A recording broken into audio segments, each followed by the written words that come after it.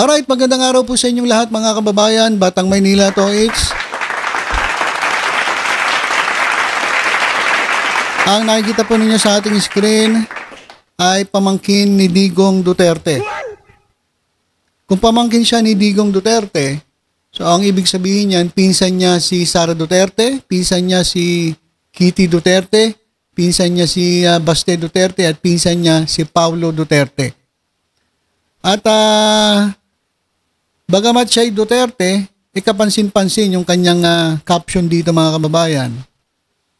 Sabi niya, please don't vote for any Duterte ever again.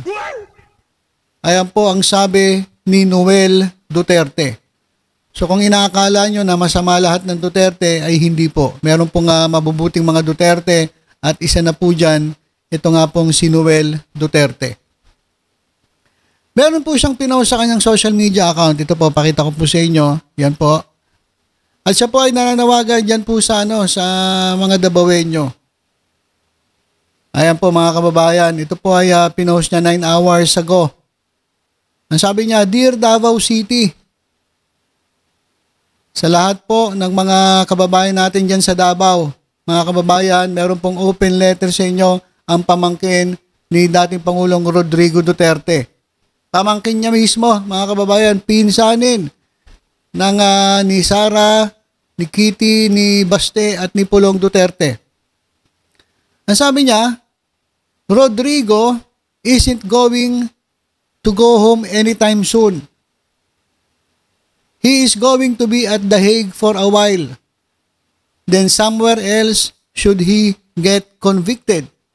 Ibig sabihin, kung sakali siya'y makonvict, ay aalisin siya sa The Hague at ilalagay sa sa kung saan man yung kulungan ng mga convicted. So hindi daw makakauwi anytime soon etong si Rodrigo Duterte. Kaya meron po siyang payo.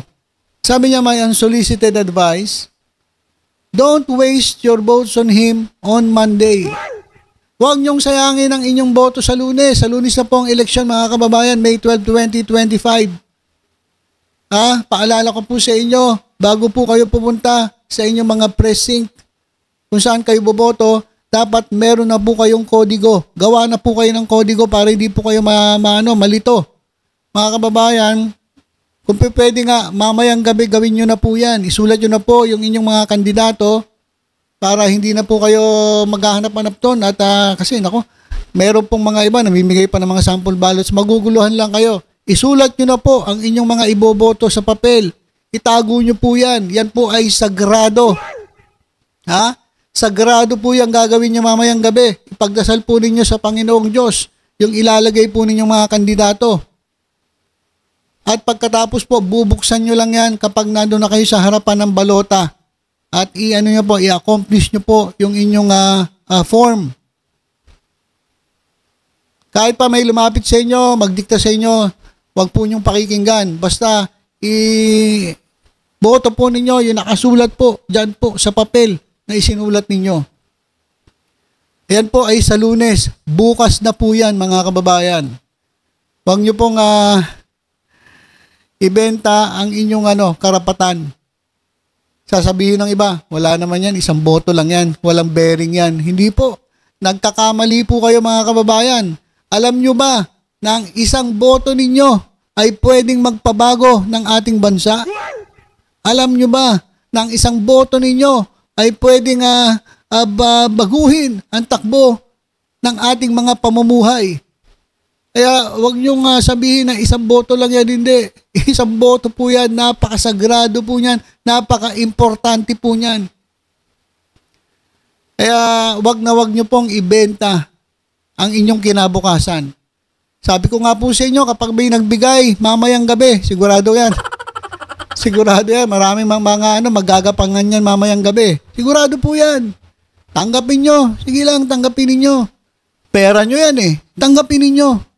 Pero, hindi na dapat yan magpapabago dun sa nakasulat dun sa inyong mga papel. Alright? Kaya mga kababayan, huwag na po tayong magpapabudol kahit kanino. Ito na po yung pagkakataon natin na baguhin ang ating bansa. Ito na po ang pagkakataon natin na ibasura etong mga politiko na ang ginawa ay tinulongges lang tayo, nangurakot lang, nagnakaw, at hindi naman tayo nabigyan ng magandang kinabukasan.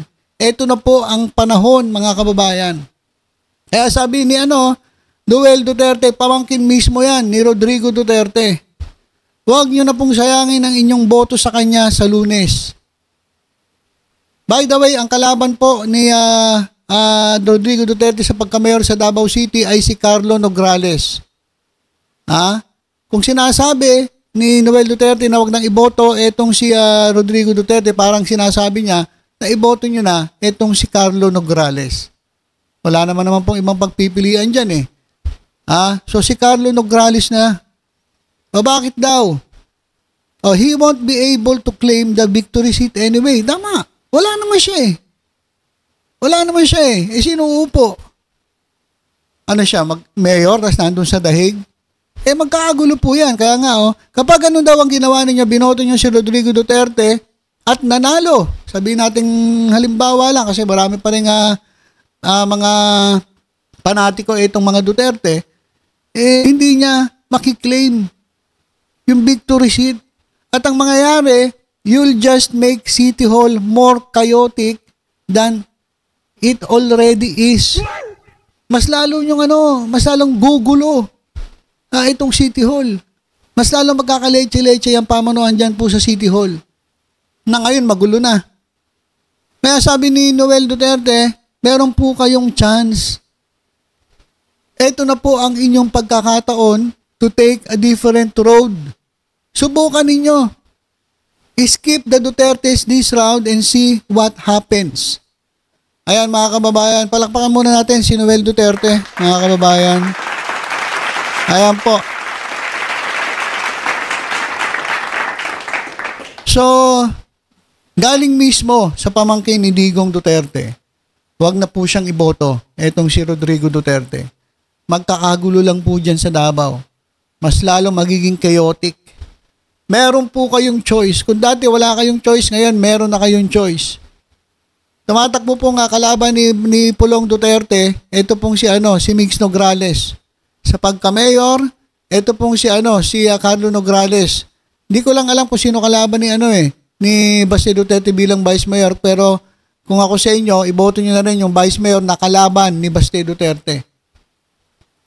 Kasi mga kababayan, mismo kamag-anak nila, pamangkin ni Rodrigo Duterte, pinsan ni Sara Duterte, pinsan ni Pulong Duterte, pinsan ni Baste Duterte.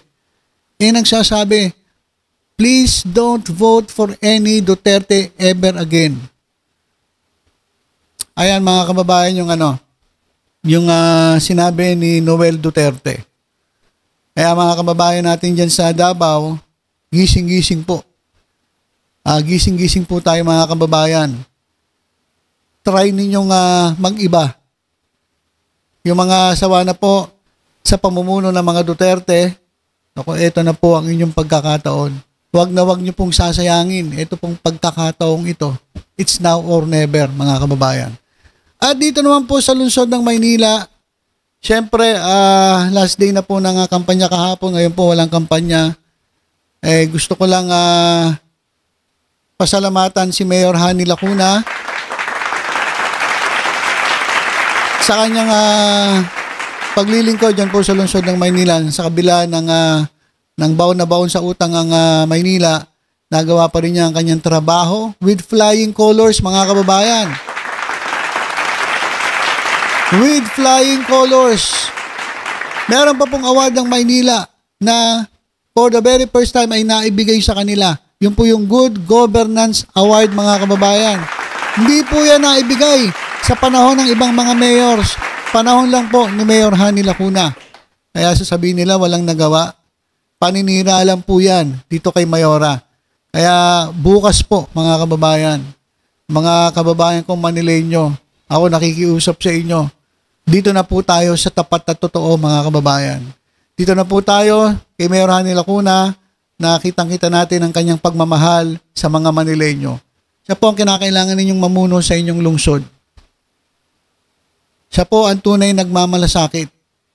Hindi po siya katulad ng iba na gagamitin lang ang posisyon sa Maynila para po sa kanyang mas mataas na pangarap. At pag nanalo, gagawin niya ay magpapapogi, magpapasiklab.